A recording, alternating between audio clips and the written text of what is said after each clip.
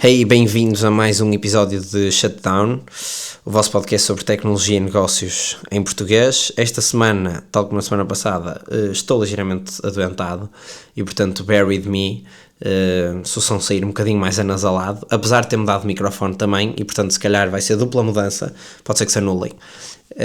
Esta semana vamos falar sobre o segundo evento I.O., ou Johnny OpenAI, que foi a compra da I.O. pelo Sam Altman e pela sua equipa, não diretamente pela OpenAI, foi pelo OpenAI Startup Fund, que não pertence diretamente à OpenAI e que, portanto, provavelmente é por aí que eles vão fazer dinheiro. Ou seja, a OpenAI, pronto, o Sam Altman já aceitou, ok, isto vai ser para fazer modelos e não vai dar dinheiro, eu tenho de começar a fazer hardware. E ao fazer hardware não pode ser na OpenAI porque esta é non-profit e, portanto, vou criar um fundo de startups para comprar empresas, para depois fazer os produtos dentro dessas empresas e é aí que eu vou ganhar dinheiro. Pronto, mas mais sobre isto mais para a frente. Depois, entretanto, também temos mais uma série de notícias sobre AI, vai ser muito sobre AI este episódio, mas acho que são takes interessantes. E, portanto, fiquem até ao fim. Se têm gostado, partilhem com alguém, deixem as estrelinhas, não se esqueçam de subscrever, são assim as coisas que ajudam mais. O que ajuda mesmo muito, muito, é a primeira que eu disse, que é partilhar isto com alguém. E mais nada, vamos para o episódio.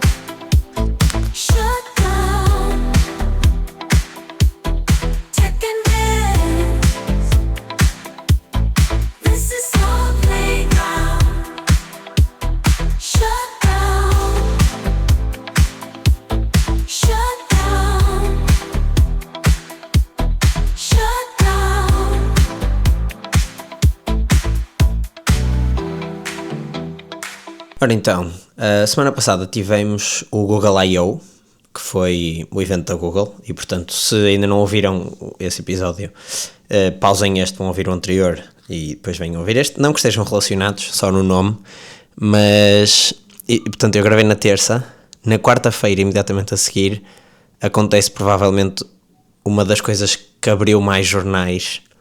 E quando digo jornais, não é telejornais, obviamente que aqui ninguém quer saber sobre isso, mas jornais no sentido de criar headlines e, portanto, barulho na internet e dentro destes círculos, que foi a aquisição da OpenAI da empresa do mítico designer Jony Ive. E se vocês não sabem quem é o Jony Ive, eu vou deixar aqui um excerto de um dos vídeos que ele tem para vocês verem, portanto, vai passar agora. For more than a decade, our intention has been to create an iPhone that is all display. A physical object that disappears into the experience. This is iPhone X. Ok, acho que reconhecem esta voz dos lançamentos dos iPhones, ele no vídeo diz isso, portanto acho que não é difícil depois de prever quem é. Mas basicamente o Jony Ive é o mítico designer da Apple, que foi responsável por alguns dos maiores, ou pelo desenho de alguns dos maiores hits da empresa. Um deles é o iPhone, o primeiro iMac, por exemplo, o MacBook Air, o iPod Shuffle, portanto também outro super conhecido, o próprio iPod, a primeira versão do Apple Watch. Isto são todos dispositivos que estão dentro da responsabilidade do Jony Ive. E porque é que isto é interessante? Primeiro, o valor. Portanto, OpenAI, Sam Altman, compra esta empresa que se chama I.O., que é um grupo, portanto é uma subsidiária da empresa. O Jony Ive, entretanto, saiu da Apple e abriu uma empresa só de design que se chama Love From. E dentro dessa empresa eles criaram uma subsidiária, portanto, no fundo, um grupinho dentro dessa empresa que se focava em criar produtos utilizando AI. Não tinham nenhum produto ainda, portanto era só um grupo de 55 designers, prestavam serviços para algumas empresas, como por exemplo para o Airbnb. Aliás, foi assim que o Sam Altman e o Jony Ive se conheceram. Foi o Brian Chesky, que é um dos cofundadores do Airbnb, que os apresentou. E portanto eles criaram essa subsidiária, que é a Love From, e dentro que é a I.O., e dentro dessa subsidiária o objetivo era criar produtos utilizando AI. já se falou muito de que a nova era de produtos vai ser powered by AI, não no sentido de energético, obviamente, nem no sentido de não terem um sistema operativo, mas muitas das funcionalidades vão ser AI, e o melhor exemplo que temos são os Ray-Ban Meta, que já praticamente toda a interação que tem, tirando o tirar fotografias, é feita através das capacidades de AI. E portanto eles criam este departamento e conhecem-se há cerca de 2 anos, há cerca de 1 ano começam a trabalhar juntos, a LoveFrom, nomeadamente se calhar a I.O. e a OpenAI, e no final do ano passado começa a haver conversas de eles se fundirem para fazerem um novo produto da AI, porque a OpenAI tem a tecnologia, tem os modelos, tem a capacidade de correr, e a LoveFrom, teoricamente, o Johnny Ive, na pessoa de Johnny Ive, tem a capacidade e tem o conhecimento de design, e terá, não é? Aliás, terá, não é? Porque isto foi uma aposta, terá o conhecimento para fazer produtos da AI, ou produtos que utilizem AI muito melhores do que aqueles que nós vimos até agora, infames Humane AI Pin e Rabbit R1, 2 produtos que basicamente morreram, principalmente o Humane AI Pin, mas voltando ao tal valor, a OpenAI compra então este grupo da LoveFrom por 6,5 mil milhões de dólares. Portanto, é uma aquisição gigantesca. E o que é que eles estão a comprar?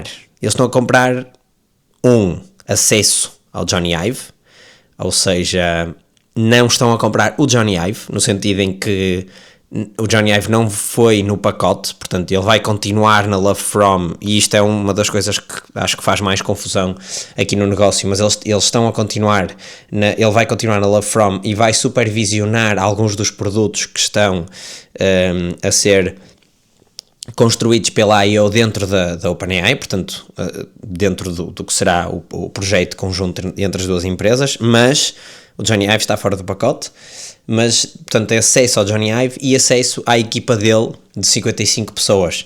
E eu fiz aqui um mini estudozinho que foi olhar para a aquisição do WhatsApp e do Instagram, porque também foram assim aquisições grandes, e tentar perceber quantos empregados é que eles tinham no momento em que as aquisições aconteceram.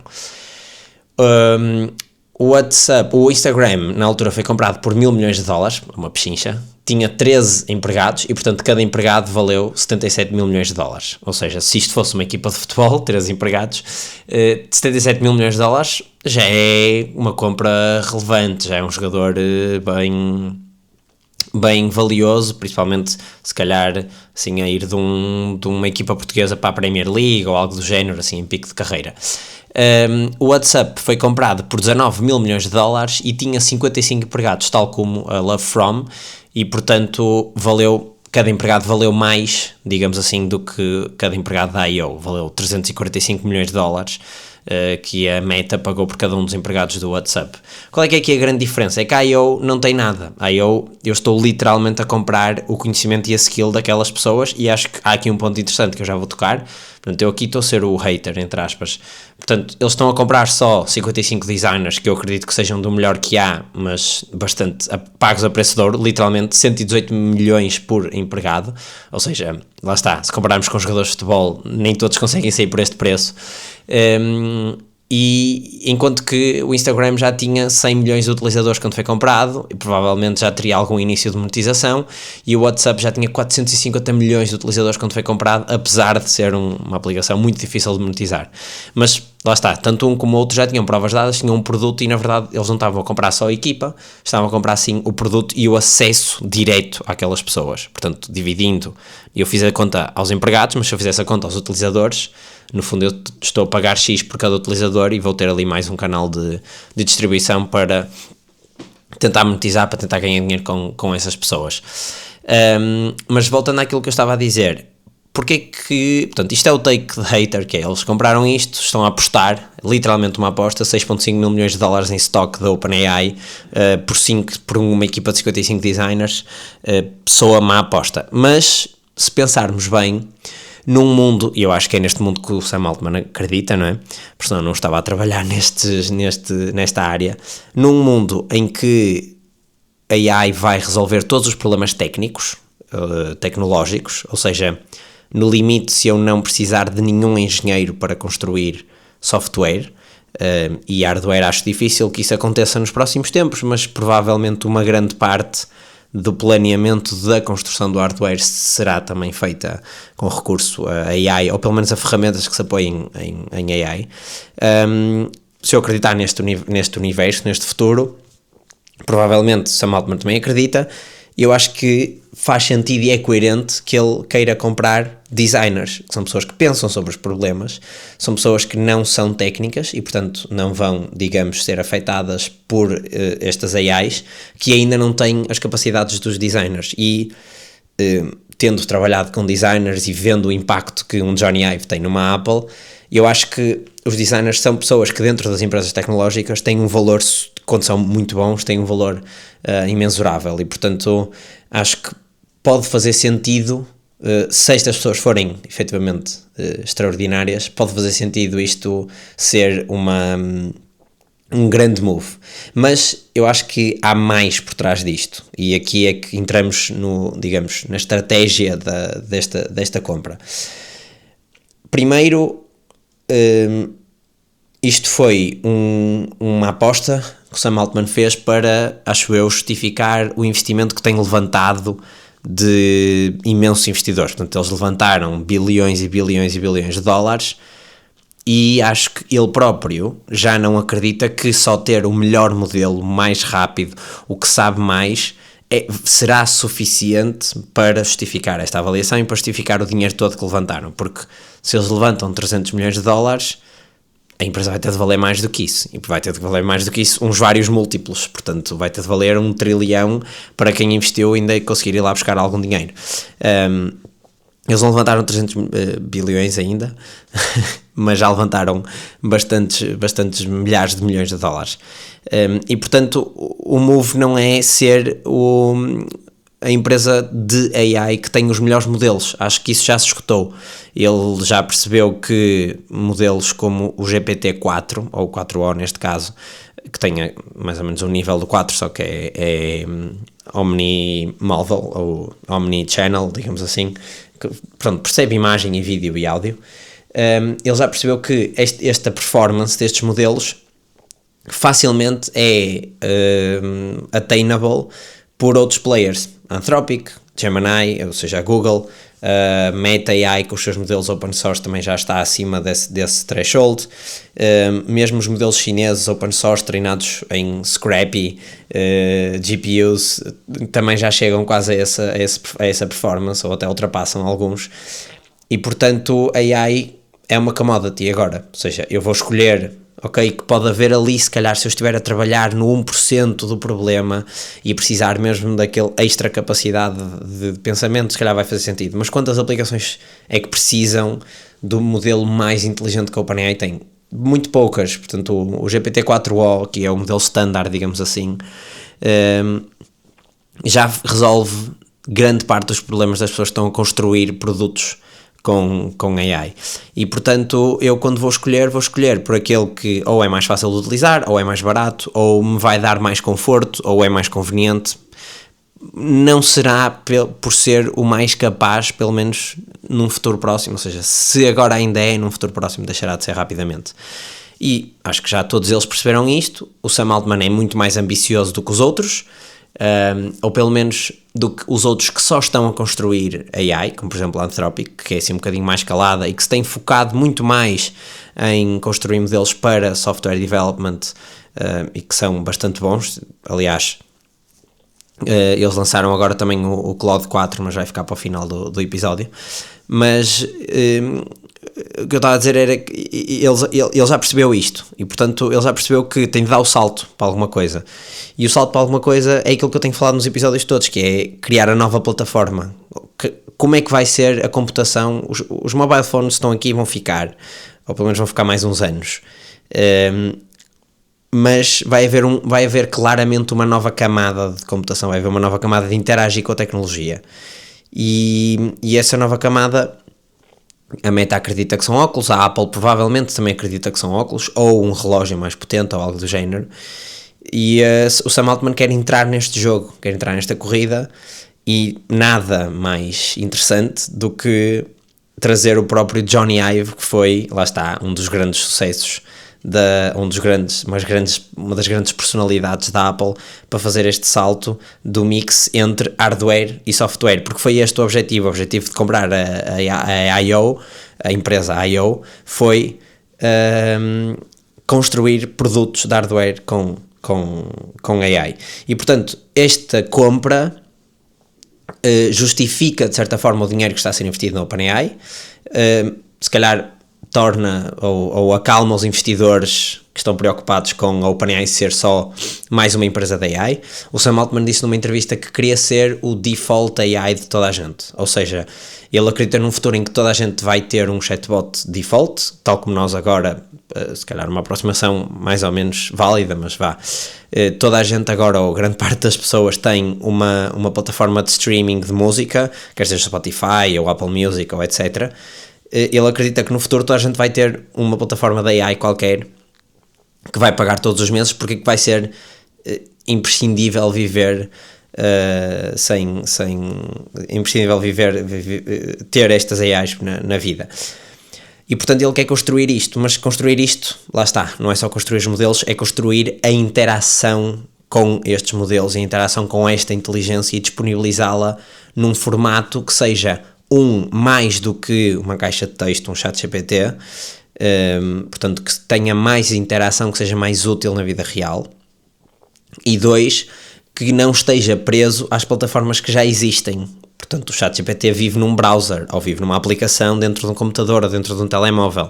Mesmo a integração da OpenAI com a Apple é uma coisa muito pobrezinha em termos de funcionalidade, ou seja, eu faço uma pergunta à Siri, a Siri não consegue responder, pergunta: queres usar o ChatGPT assim? Entretanto, passaram-se 30 ou 40 segundos e ainda não tenho a resposta a isto. Em 2025 já ninguém tem tempo para esperar este tempo todo. E, portanto, ele quer dar este salto e ir buscar o Johnny Ive na cabeça dele, ou pelo menos se eu puder ler e se puder fazer aqui a leitura, é a maneira de, ok, havia a dupla Steve Jobs e Johnny Ive, eles construíram os melhores produtos do mundo, ou pelo menos os produtos que levaram à criação da empresa mais valiosa do mundo, isto é facto, ou seja, a malta que não gosta da Apple, ainda assim este aqui é um facto. E portanto, se eles foram capazes de fazer isto, esta dupla de designer mais pessoa mais ou menos técnica, e aqui mais ou menos no Steve Jobs, ele acredita que se calhar consegue fazer o mesmo combo, ou uma coisa parecida, Johnny Ive designer mais Sam Altman e malta da OpenAI tecnologia. Isto porque, ou melhor, não é isto porque, eu acho que isto vai ser muito complicado de fazer, por várias razões, e vamos então agora aqui às razões pelas quais eu acho que isto, por um lado, já disse até agora, acho que foi um move brilhante, tanto a maneira como eles anunciaram, que foi um vídeo que teve produtores de filmes de Hollywood e tudo, uma conversa eles a falarem que iam criar os melhores produtos, e que os produtos que ele tinha criado eram legacy agora, ou seja, estava a dizer que os MacBooks e os iPhones eram produtos antigos e tal, mas pronto, a maneira como eles anunciaram aquilo, e o timing, que é delicioso, ou seja, a seguir ao Google I.O., anunciar a compra de uma empresa chamada I.O., não podia ser mais perfeito, e isto está tudo pensado, ou seja, não foi por coincidência, até porque este filme já foi gravado há uns meses, já havia houve pessoas que viram a produção lá na rua de Johnny Ive andar de um lado para o outro, todo confiante, e pronto, e no fundo foi isso que eles compraram, foi esta confiança, pelo menos para já. Mas então porquê é que eu acho que isto vai ser um desafio? Primeiro porque a combinação Steve Jobs ou Johnny Ive tinha uma particularidade muito interessante, que era o Johnny Ive, pronto, é o designer, é a pessoa que desenha os produtos, ou seja, dão-lhe uma tecnologia para a mão, e digamos, se calhar um draft de um produto, eu quero fazer um telemóvel, e ele vê quais é que são, e isto sempre foi o forte dele, ele vê quais é que são as limitações daquele produto e desenha à volta dessas limitações e torna a limitação a feature. Vou dar uns exemplos. O primeiro produto que o Johnny Ive desenhou foi o primeiro iMac.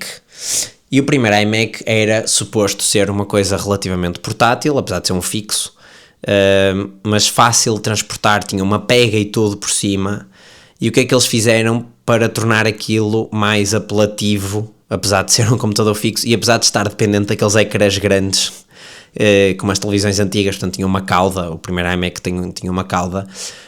O que eles fizeram foi tornar a parte de trás transparente e, portanto, tornaram a limitação a feature, ou seja, aquele design futurista de olhem para o interior e olhem para esta cauda que tem aqui, esta tecnologia toda, passou a ser a feature daquele computador. Outro exemplo, o primeiro iPod quando sai foi uma combinação entre a Toshiba criou um hard drive, portanto um disco externo, digamos assim, muito pequeno, ou relativamente pequeno face aos que existiam na altura. A Apple estava a desenvolver a tecnologia da spinning wheel e o Jony Ive conseguiu criar dali, combinar estas duas tecnologias para criar um device que, em vez de ter, olhem, este device que cabe no vosso bolso, na verdade só tem 250 megabytes de memória, não. Ele desenhou aquilo para ser este device, leva 1000 músicas dentro do vosso bolso. E eu sei que isto não parece super revolucionário, porque nós já ouvimos isto muitas vezes, e todas as empresas, e foi isto que o Jony Ive fez, só para percebermos o legado deles, ele criou uma linguagem de design que é utilizada desde então por todas as empresas. E isso vai ser um desafio também agora, porque se eles quiserem criar um produto novo e o criarem à la Jony Ive, vai ser muito difícil distinguirem-se de todas as outras empresas que seguiram a escola do Jony Ive, digamos assim.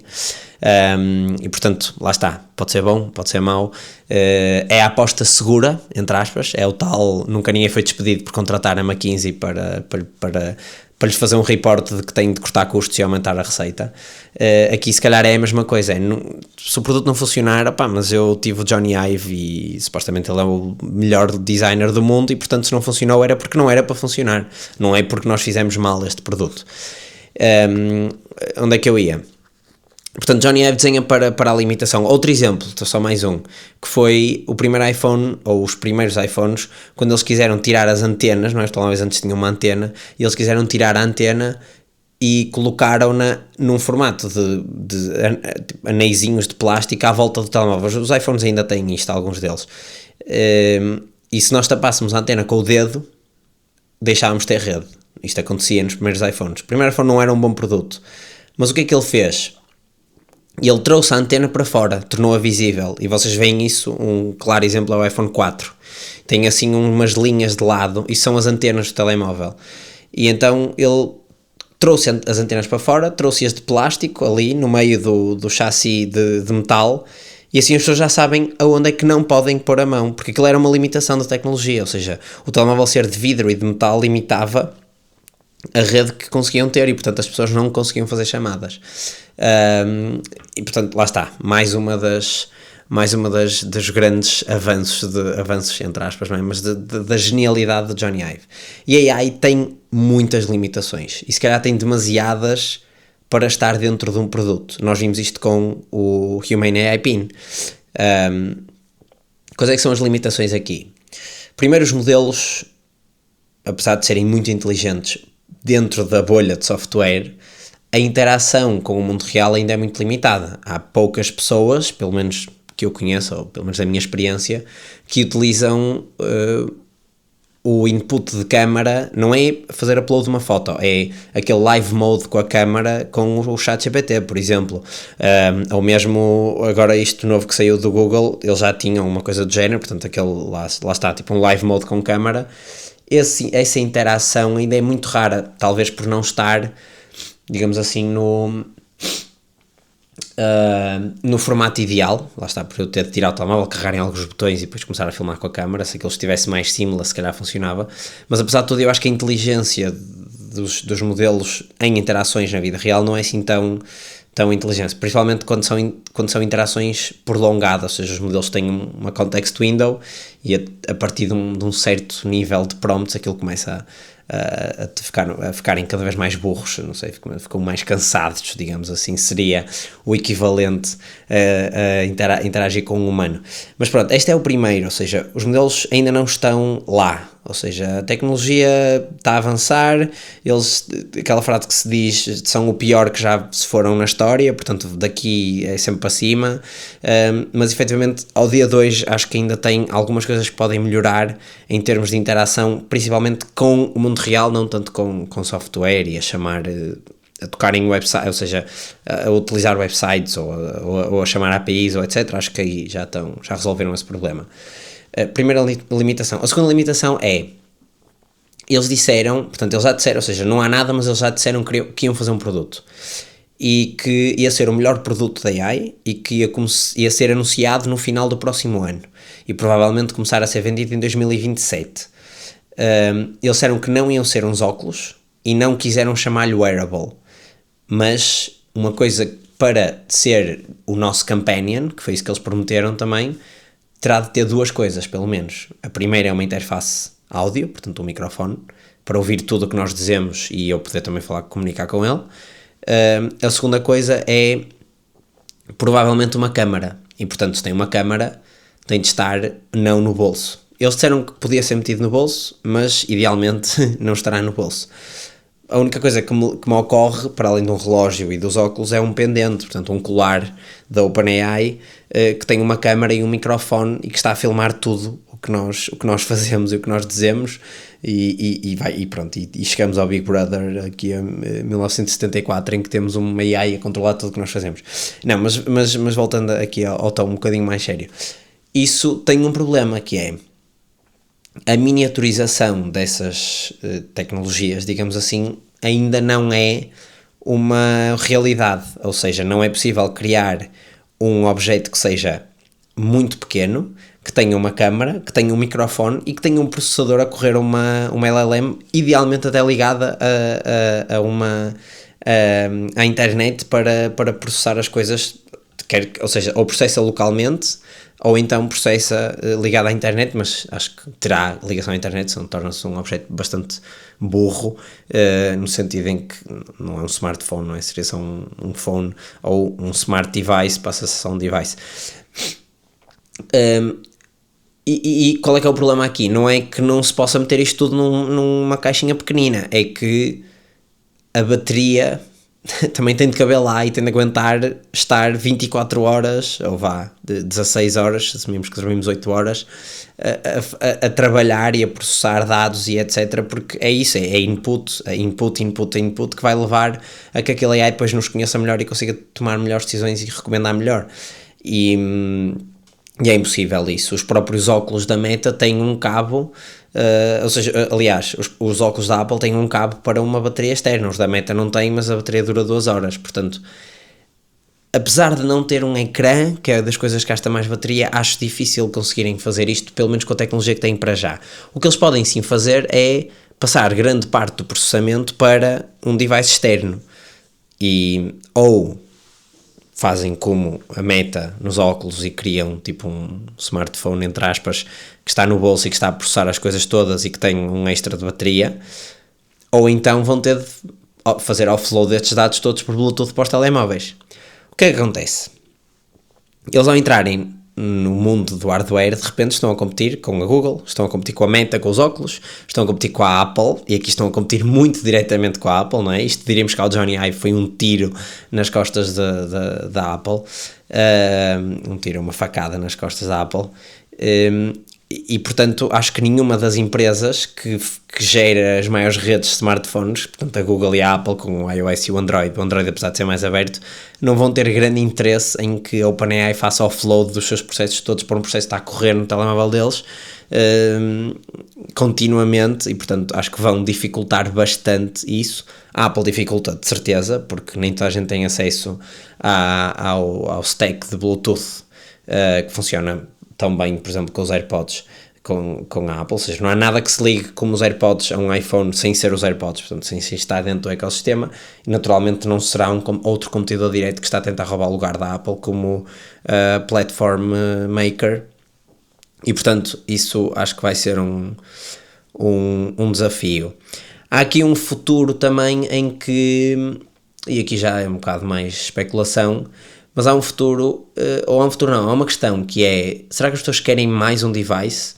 Eu vou dizer que sim, se ele for útil, ou seja, as pessoas vão sempre querer a next big thing, né?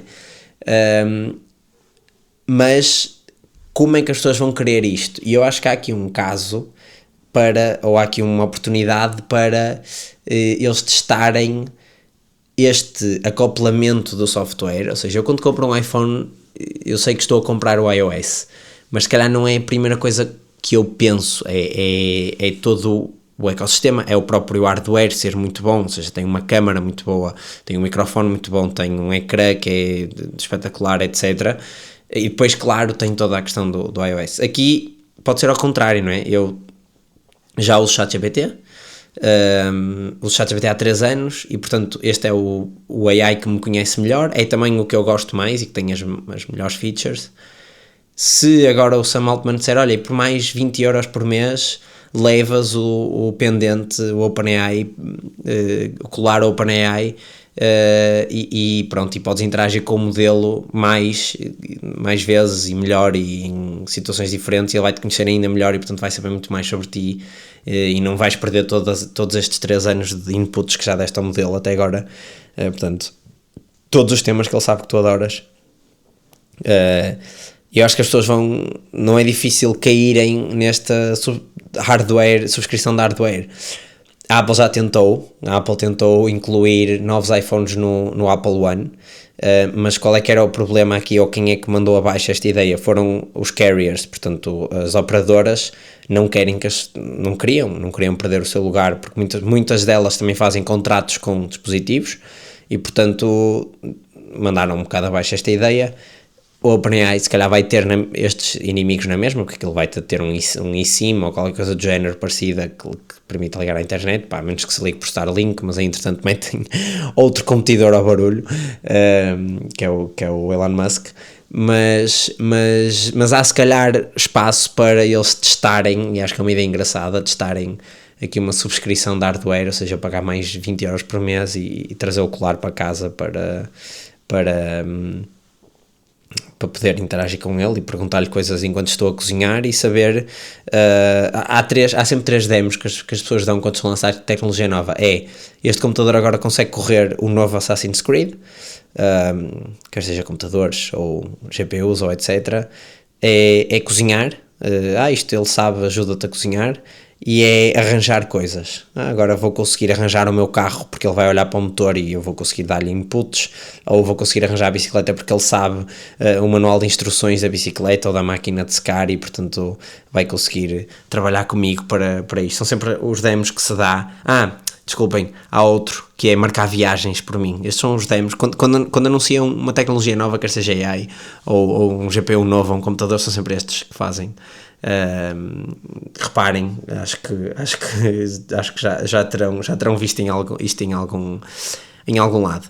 Mas pronto, resumindo, Sam Altman tem de justificar o dinheiro que está a gastar.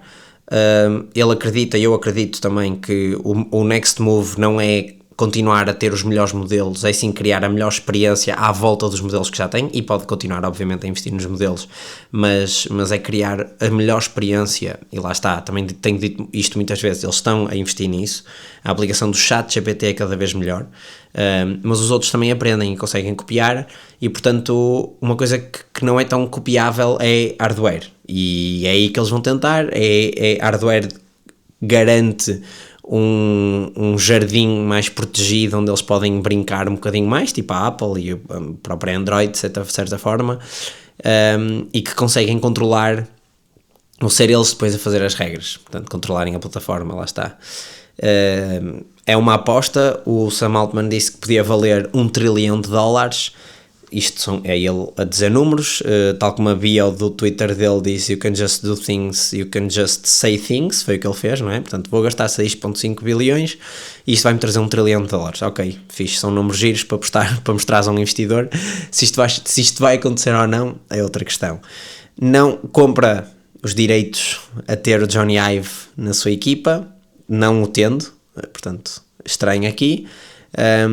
Mas compra os designers, e num mundo em que tecnologia é barata e construção de tecnologia é completamente trivial, ter quem saiba o que criar e com bom gosto, e que crie, lá está, a experiência para o utilizador muito mais do que a feature, pode ser o move certo. Portanto, se vocês estiverem a pensar em criar uma empresa de AI, pensem que se calhar um designer agora mais do que nunca pode ser a chave, a peça ideal, do que propriamente mais um engenheiro ou qualquer coisa. Eu falo contra mim porque eu tirei engenharia. Mas pronto, acho que é isso para este tema. Vamos aos próximos, que são um bocadinho mais curtos. Ok, o próximo tema está relacionado com a OpenAI também. Eles foram, como eu tinha dito também já num episódio, aos Emirados Árabes Unidos e assinaram lá o Stargate, ou uma parte do projeto Stargate, que quais é que eram as contrapartidas? Era portanto, os Emirados terem acesso à tecnologia de ponta do ChatGPT, e em contrapartida construíam data centers, e também já vão construir um hub, portanto, digamos, um headquarters no Dubai. Uma coisa que é interessante é que e aqui esta é nova, saiu esta semana a notícia, é que todos os residentes e cidadãos dos Emirados Árabes Unidos, portanto as 10 milhões de pessoas que vivem lá, vão ter acesso ao ChatGPT Plus. E eu acho que isto é inédito, ou seja, um acordo de uma empresa privada que fornece um serviço globalizado a todos os cidadãos de um país. E eu acho que há muitas camadas aqui. A primeira isto é caro. Portanto, isto vai ter um custo de cerca de 2,4 mil milhões de dólares anualmente, que acho que está dentro do projeto Stargate, mas sendo caro, acho que é uma ótima iniciativa. Ou seja, primeiro vamos se calhar às coisas más. Vai haver muita gente que não vai usar, pronto, e está tudo bem. Vai haver muita gente que vai usar isto mal, ou seja, não pagando. Quando eu não pago uma coisa, uso-a de forma mais irresponsável, e portanto isto tem um custo ecológico que é preciso ter atenção, principalmente quando provavelmente este dinheiro que está aqui a ser investido na OpenAI vem do petróleo, ou seja, é duplo mau, digamos assim. Mas olhando para a parte boa, eu estou a dar acesso a uma tecnologia altamente avançada, de ponta, das tecnologias mais avançadas que existem agora no mundo, a todos os cidadãos do meu país. E isto pode ser transformacional para eu criar a próxima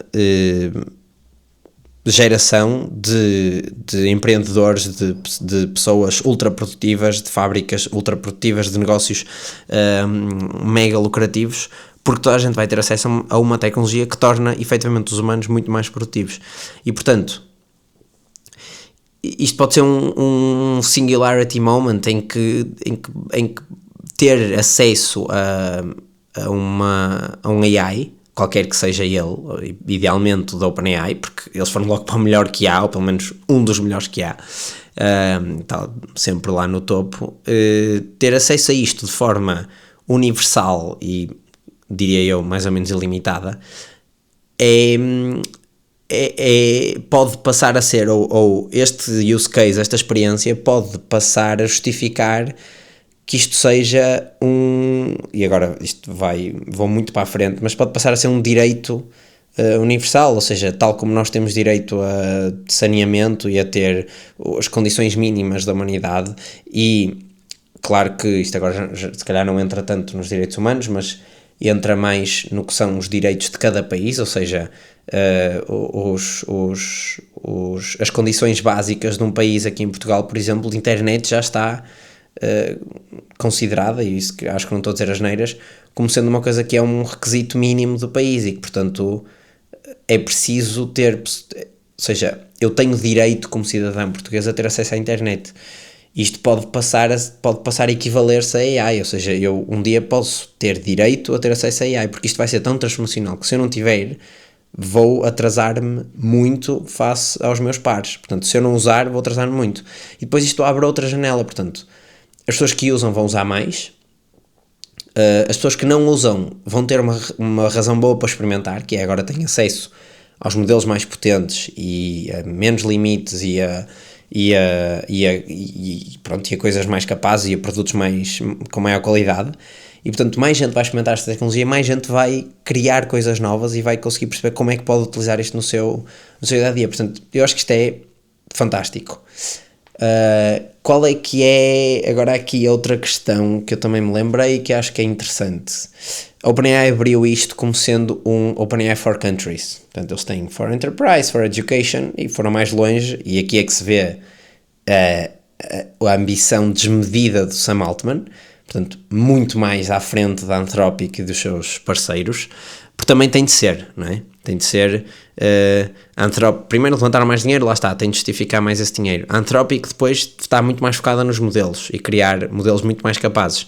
A Google e a Apple e a Meta, etc., já têm as suas distribuições lá montadas. Ou seja, o Sam Altman tem de go above and beyond para se tornar, se quiser chegar minimamente ao nível destas Big Tech, tem de dar estes passos. Mas eles criaram o OpenAI for Countries. E o que é este OpenAI for Countries? É um programa em que ele faz isto que fez aqui nos Emirados Árabes Unidos, portanto disponibiliza os modelos de forma gratuita para toda a população e compromete-se a customizar os modelos. E é este ponto que eu acho que é super interessante, que é, eles vão efetivamente customizar o modelo do ChatGPT Plus que vão distribuir nos Emirados Árabes Unidos. Porquê? Porque primeiro, faz sentido que aquele modelo seja mais capaz e que esteja mais aware da cultura daquele país, portanto, se ele fizer um deployment na Alemanha, faz sentido que o modelo seja muito mais fluente em alemão, ou aquela versão do modelo seja muito mais fluente em alemão e que perceba os trejeitos da cultura e como é que aquilo funciona e se calhar alguns memes daquela cultura, passando aqui no ridículo, mas estar muito mais por dentro disso e muito menos da americana. E isso exige um esforço que se calhar, não sei se assim, um contrato com um país acho que justifica qualquer coisa, qualquer esforço de customização, mas se ele fizer isso para todos os países, de repente pode já não compensar e podem até nem ter maneira de tornar isto escalável.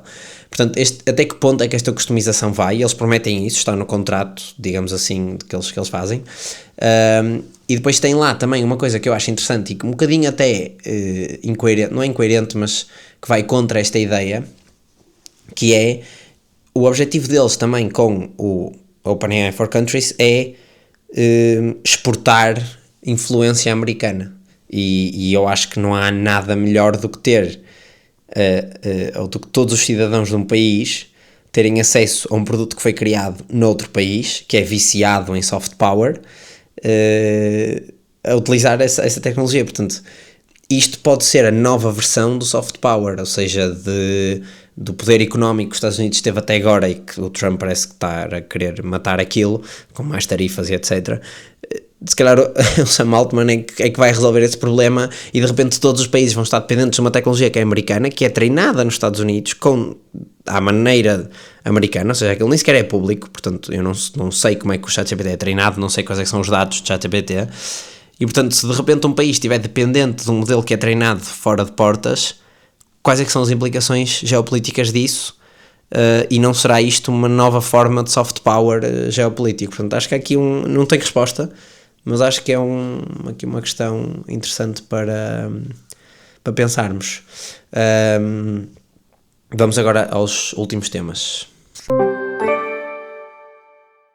Ok, mais AI, prometo que acho que é... Prometo? Sim, acho que é a última. São duas, aliás.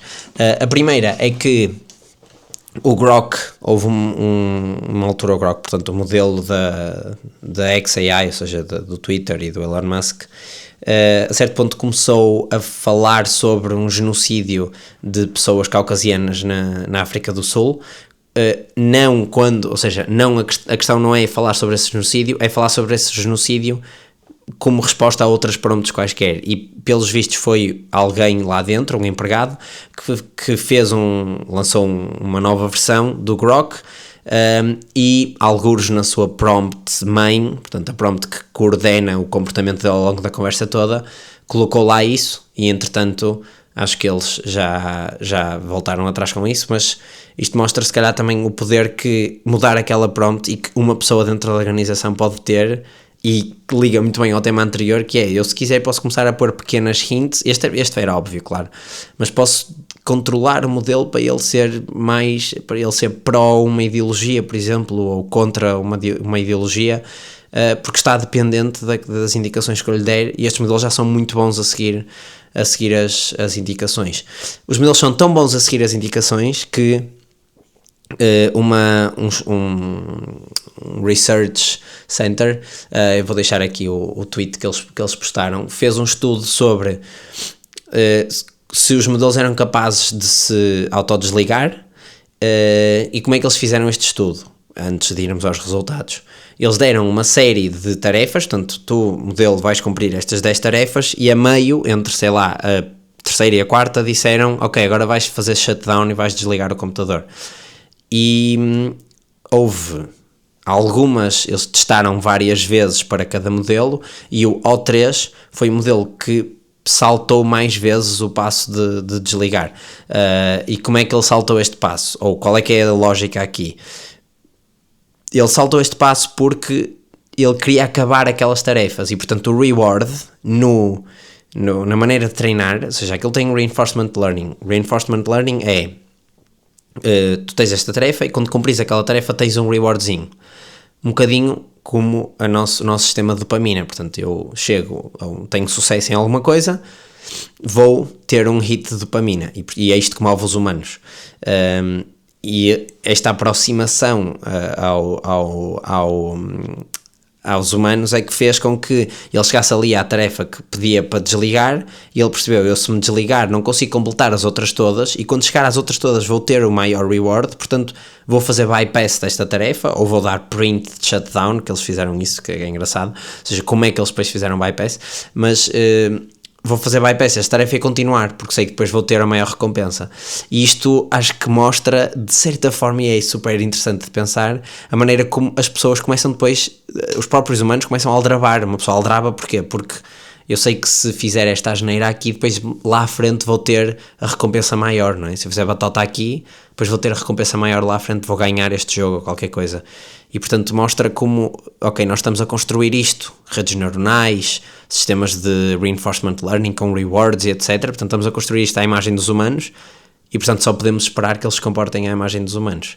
Ou seja, os modelos são capazes de não se desligar ou de não cumprir um comando de desligar, mas acho que tem um contexto que explica isto, e portanto acho que ainda não é caso para declararmos o Doomsday em que os modelos de AI vão controlar o mundo, até porque podemos ir lá a nós e tirar literalmente o computador da tomada e acabou aí, eles não conseguem fazer nada, pelo menos até haver robôs, mas até haver robôs capazes disto ainda vai faltar um bocadinho. Entretanto o Claude lançou, esta era a primeira, agora a segunda, entretanto o Claude lançou uma... aliás, eu disse duas, esta já é a terceira, mas pronto, a terceira é a última, tenho a certeza. Entretanto, o Claude lançou uma nova família de modelos, que foi o Sonnet 4 e o Opus 4. O Opus é o mais bombado, o Sonnet é, digamos, o equivalente ao O4 Mini, acho, ao O4, desculpem. Mas qual é que é a grande novidade aqui? Portanto, eles também lançaram uma série de novas capacidades dentro da aplicação do Claude Chat. Ou seja, para além dos modelos, lançaram também novas novidades. Vou deixar o vídeo, acho que é a melhor maneira de explicar, mas acho que a grande vitória deles foi ser de longe o melhor modelo para software development, e eu este mês comprei o Claude Pro para experimentar, e efetivamente aquele modelo é mesmo muito bom a programar, consegui fazer aplicações de início ao fim utilizando apenas o Grok, e portanto estar ali a bater bolas com ele. Ou seja, se vocês quiserem experimentar, eu acho que vale a pena pagar um mês, são 18 euros, acho eu, $18, para experimentarem. Ou seja, consegui fazer, por exemplo, uma aplicação para iOS, que era uma coisa que eu nunca tinha mexido, em código Swift, e portanto acho que funcionou bastante bem. Uma aplicaçãozinha que me ajuda só a preparar estes guiões, ou seja, eu vou-lhe dando notícias, vou-lhe dando novidades, vou-lhe dando pensamentos, e ele vai montando aqui um guião, e agora facilita muito mais o trabalho do que depois ter de ir ler todas as notícias, todos os links que costumo guardar. Ou seja, foi tipo, olha, tenho um problema, vou resolvê-lo, e estou super satisfeito com isto. Mas pronto, é isso. Claude 4 para software development acho que não se compara com os outros. Entretanto, última notícia da semana. Donald Trump, para além de estar a impor mais tarifas na União Europeia e de ameaçar tarifas à Apple e à Samsung, que são as empresas, digamos, que vendem mais nos Estados Unidos sem produzir nos Estados Unidos, ou que vendem coisas mais valiosas nos Estados Unidos sem produzir nos Estados Unidos, tirando carros, mas também os carros já levaram por tabela, baniu a inscrição de estudantes estrangeiros na Universidade de Harvard. Harvard foi ameaçada pela governação de Donald Trump, foi impelida a remover algumas das coisas do seu currículo, os seus currículos e alguns professores, portanto, principalmente que estavam ligados a DEI, ou seja, Diversity, Equity e Inclusion. Eles alegaram que Harvard tinha conteúdos antissemitas no seu programa, e pensaram, que isso seria o argumento, e Harvard não o fez, cortaram o funding. Harvard disse, ok, tudo bem, nós provavelmente temos uma rede de alumni que nos vai ajudar e que vai conseguir que nós continuemos a ter funding suficiente para operar, e eles foram a um segundo castigo, que foi proibir, ou seja, não dar vistos a quem venha estudar para Harvard e venha de fora, e mesmo pessoas que estão a estudar em Harvard têm até ao final do ano para sair do país, porque os vistos vão expirar. Isto são cerca de 30%, ou seja, são 27, 28, 30% de pessoas que são estrangeiros em Harvard, ou seja, é bastante relevante, e claramente é um castigo, é uma birra, porque Harvard é uma instituição que tem alumnis bastante influentes no resto do mundo. Muitos chefes de Estado estudaram em Harvard e, portanto, vão ter aquele carinho pela instituição onde estudaram. E não joga a favor também dos Estados Unidos do ponto de vista sequer utilitário, ou seja, se eu tenho uma universidade que é super boa e que está a trazer uma imigração altamente qualificada e que vai trazer imenso valor para o país, literalmente estas pessoas devem ser das pessoas que vão trazer mais valor e que vão criar mais empresas e mais trabalho no país, eu dificultar de alguma forma o funcionamento daquela universidade é dar um tiro no pé como gestor do país, não é? Ou seja, se eu quero que o país seja mais próspero, a menos que eu não queira isso, se eu não quiser isso está tudo bem, mas assumindo que quero um país mais próspero, só me faz sentido promover este tipo de imigração, que é uma imigração que já vem qualificada, já vem filtrada e que certamente vai trazer valor para o país. Mas pronto, há aqui uma série de questões políticas e depois está-se aqui a China ao meio e etc. E pronto. Entretanto, eu acho que quem ganha com isto são as instituições educativas e de investigação e universitárias da Europa e do Reino Unido, porque estas pessoas principalmente estavam a ir para os Estados Unidos, provavelmente ou já vieram da Europa ou ponderaram a Europa, porque digamos que a cultura é relativamente parecida. E, portanto, se calhar agora, sendo obrigadas a sair ou sendo proibidas de ir, vão para as suas segundas e terceiras opções, e lá está. E na Europa só se tem de posicionar para ir buscar estas pessoas todas o mais rapidamente possível, para elas virem para as nossas universidades e começarem a produzir o conhecimento e as inovações aqui. Inovações essas que, como vimos, podem dar empresas de 1 trilhão, segundo o Sam Altman. É preciso ter um Steve Jobs à frente que diz, não vamos fazer um iPad, vamos fazer um telemóvel. Portanto, a cada device houve um breakthrough tecnológico que estava pronto para aquela tecnologia. O iPhone foi o multitouch, portanto o toque capacitivo que permitia que eu tocasse em 2 sítios e que tivesse uma interação muito mais natural. O iPod foi exatamente a tal questão de eu conseguir guardar muita memória num espaço mais pequeno. Depois o MacBook Air foi a super miniaturização. Depois se concordamos ou não, se é um bom produto, mas pronto, houve certamente algumas questões erradas aí, e lá está, os últimos produtos Johnny Ive não foram brilhantes, mas houve aí uma inovação. O próprio Apple Watch também foi a miniaturização de muitos daqueles sensores e da ligação ao telemóvel. Os AirPods, a mesma coisa. Portanto, há sempre ali uma inovaçãozinha que leva a que aquele produto crie uma nova categoria. E a AI pode ser isso? Será que está ou não sei. Mas pronto, se ouviram até aqui é porque gostaram. Se gostaram, deixem comentários, estrelinhas, likes, whatever, onde estiverem a ver. Estrelinhas é importante, ajuda-me a crescer. O mais importante de tudo é partilharem isto com alguém e darem o vosso take, o vosso hot take ou bold claim sobre um destes temas, e vemo-nos para a semana.